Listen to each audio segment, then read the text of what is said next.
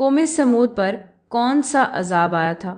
آج سے تقریباً 5000 سال پہلے روئے زمین پر سمود نامی ایک قوم آباد تھی جو طاقت و قوت میں اپنی مثال آپ تھی۔ انہیں اپنی قوت و توانائی پر بڑا فخر و غرور تھا۔ وہ اپنی طاقت کے بل بوتے پہاڑوں اور پتھروں کو تراش کر ایسی خوبصورت و دیدہ زیب عمارتیں بناتے تھے جنہیں دیکھ کر آج بھی ماہرین تعمیرات متحیر ہو کر رہ جاتے ہیں۔ اللہ تعالی نے انہیں طاقت و توانائی کی بے مثال نعمت سے سرفراز فرمایا تھا اور ان میں ایک نبی مبعوث فرمایا تھا جو انہیں توحید و اطاعت کی دعوت دیا کرتے تھے۔ لیکن وہ قوم کبر و نخوت کے نشے میں چور ہو کر سرکشی و طغیانی پر مصر رہی اور اپنے نبی کے ساتھ ظلم و جور کی انتہا کرنے لگی۔ چنانچہ ان پر قہر خداوندی ٹوٹا اور یوں پوری قوم رہتی دنیا تک کے انسانوں کے لیے نشان عبرت بن کر رہ گئی۔ قوم سمود کون تھے؟ سمود عرب کے ایک قبیلے کا نام تھا۔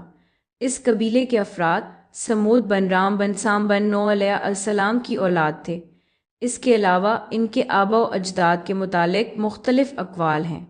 چنانچہ ایک قول کے مطابق یہ قوم سمود بن واصر بن ارم بن سام بن نوح علیہ السلام کی طرف منسوب تھی۔ حجاز اور شام کے درمیان ایک سرزمین حجر نامی تھی، اسی سرزمین پر یہ قوم آباد تھی۔ آج اسے واد سمود یا مدائن صالح کے نام سے جانا جاتا ہے، اور جہاں ان کی عجیب و غریب تعبیرات کے نمونے موجود ہیں جو سیاحوں کو اپنی طرف کھینچتے ہی اللا نامی شہر سے مدائن صالح میں داخل ہونے کا راستہ ہے۔ حکومت سعودیہ نے حمزہ 1972 میں اس تاریخی سرزمین میں سیاحت کی غرض سے داخلے کی اجازت دے دی ہے۔ البتہ داخلہ کے لیے وہاں کی حکومت کی طرف سے اجازت نامہ لینا ضروری ہے۔ قوم سمود میں کون سے نبی مبعوث ہوئے؟ قوم سمود میں جب بت پرستی اور شرک و کفر جیسی نافرمانیاں رواج پذیر ہو گئیں، بے حیائی، فحاشی اور عریانی حد سے بڑھ گئی، انسانی رشتوں کی تقدیس پامال کی جانے لگی، معاشرے میں ظلم و ستم عام ہو گیا اور عدل و انصاف کا جنازہ اٹھ گیا، تو اللہ تعالی نے ان کی اصلاح کے لیے اور ایمان و اسلام کی طرف دعوت دینے کے لیے حضرت صالح علیہ السلام کو تاج نبوت پہنا کر ان میں مبعوث فرمایا۔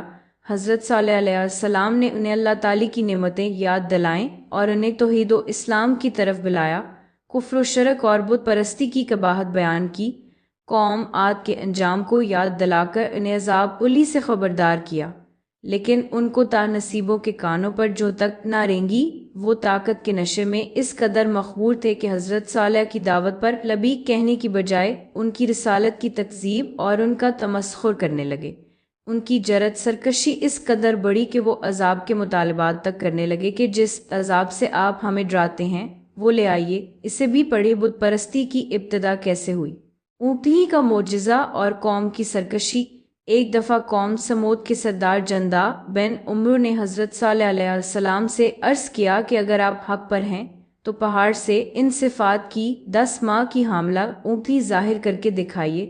اگر آپ نے یہ معجزہ دکھایا تو ہم آپ کی دعوت قبول کر لیں گے۔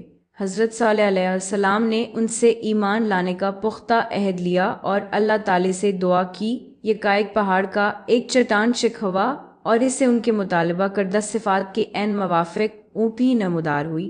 پوری قوم حیرت سے اسے تکتی رہی۔ یہ معجزہ دیکھ کر جندہ اپنے مخصوص لوگوں کے ہمراہ قصر اسلام میں داخل ہو گیا۔ البتہ قوم کی اکثریت اپنی سرکشی و نافرمانی پر قائم رہی۔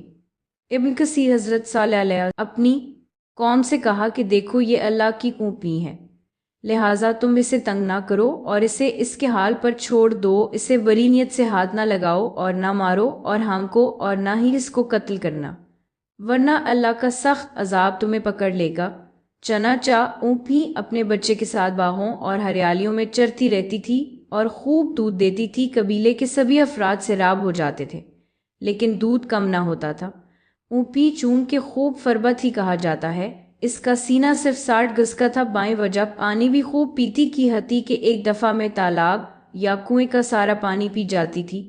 چنانچہ حضرت صالح علیہ السلام نے پانی کو اونٹنی اور قوم کے درمیان تقسیم فرما دیا تھا کہ ایک دن اونٹنی پیے اور دوسرے دن قوم کے لوگ۔ چنانچہ قرآن کریم میں ہے۔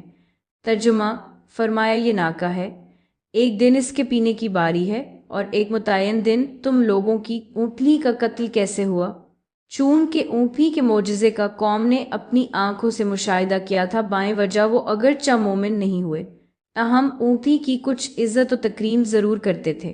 کافی عرصہ تک تو یہی چلتا رہا، لیکن وہ قوم سرکشی کی انتہا کو پہنچی کوئی تھی، چنانچہ انہیں اب اونپی کی موجودگی بھی کھٹکنے لگی تھی۔ اس کا آزادانہ گھومنا پھرنا اور چرنا انہیں برا معلوم ہونے لگا۔ مستزاد یہ ہے، اونپی کی وجہ قوم کو ایک دن چھوڑ کر ایک دن پانی میسر ہوتا تھا، چنانچہ شیطان نے ان کے اندر طرح طرح کے وسائس پیدا کیے اور انہیں اس بات پر آمادہ کیا کہ اب اس اونپی سے جان چھڑایا جائے، یعنی اس کا قصہ تمام کر دیا جائے۔ لیکن قوم کا کوئی بھی فرد اس شنیع فعل کو انجام دینے پر راضی نہیں ہو رہا تھا، سو انہوں نے دو آزاد منش عورتوں کو اس بات پر راضی کیا کہ تم شباب کے نشے میں مدوش کسی نوجوان کو ورغلا کر اونپی کے قتل پر آمادہ کرو۔ چنانچہ ان دونوں عورتوں نے مل کر دو باش قسم کے نوجوانوں کو اپنے حسن و جوانی سے متاثر کر اس اونپی کے قتل پر راضی کر لیا۔ ان کے ساتھ 7 افراد اور شامل ہو گئے۔ چنانچہ ہس مشورہ وہ 9 افراد اونپی کے قتل کی غرض سے کنویں کے پاس گھات لگا کر بیٹھ گئے کہ کب اونپی آئے اور ہم اس کو ہلاک کر دیں، اور قوم کے دیگر افراد عذاب الی کے خوف سے چھپ چھپ کر تماشا دیکھ رہے تھے۔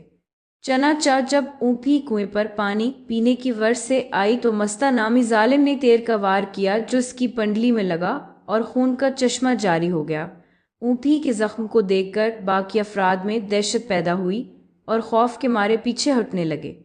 اتنے میں وہ دونوں عورتیں آئی اور مردوں کو برا بھلا کہنے لگے، ان کی مردانگی اور طاقت و قوت پر تانے کسنے لگے۔ یہ سب سن کر قبیلے کا طاقت ترین شخص قدار بن سالف آگے بڑھا اور اونپی کے پچھلے پاؤں کے اوپر کے حصے کو تلوار سے کاٹ دیا۔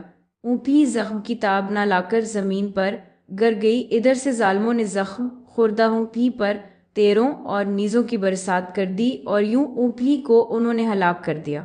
کہا جاتا ہے کہ اونپی کا چھوٹا بچہ پہاڑوں کی طرف بھاگنے لگا اور جس پتھر سے نکلا تھا اسی میں غائب ہو گیا۔ قوم سمود پر کون سا عذاب آیا تھا؟ اب حضرت صالح علیہ السلام کے صبر کا پیمانہ لبریز ہو چکا تھا۔ قوم نے سرکشی و نافرمانی کی ساری حدیں توڑ دی تھیں۔ اب عذاب کا وقت آ گیا تھا جس کا ان سے وعدہ کیا گیا تھا۔ چنانچہ حضرت صالح علیہ السلام نے انہیں ان کی ہلاکت و بربادی اور نزول عذاب کی بشارت سنا دی کہ 3 دن کے بعد تم پر قہر خداوندی عذاب بن کر ٹوٹنے والا ہے۔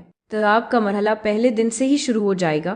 پہلے دن تمہارے چہرے زرد پیلے پڑ جائیں گے، دوسرے دن تمہارے چہرے سرخ لال ہو جائیں گے، اور تیسرے دن تمہارے چہرے سیاہ انتہائی کالے ہو جائیں گے، پھر چوتھے دن تم پر عذاب الہی نازل ہوگا۔ چنانچہ ایسا ہی ہوا، پہلے دن ان کے چہرے زرد، دوسرے دن سرخ اور تیسرے دن سیاہ پڑ گئے، اور چوتھے دن دوپہر کے وقت ان پر سخت زلزلہ آیا اور آسمان سے ایسی خطرناک چنگھاڑ آئی جس کی وہ تاب نہ لا سکے، اور ان کے جگر پارا پارا ہو گئے، کلیجے پھٹ گئے، اور یوں قوم سمود اپنے انجام کو پہنچ کر نشان عبرت بن گئی۔ اللہ تعالی نے ان کے قبر و نخوت کو خاک میں ملا دیا۔ مدائن صالح میں موجود ان کی بوسیدہ عمارتیں آج بھی ان کی ہلاکت و بربادی کی گواہی دے رہی ہیں کہ اللہ تعالی سے بغاوت و سرکشی کرنے والوں کا انجام کیا ہوتا ہے۔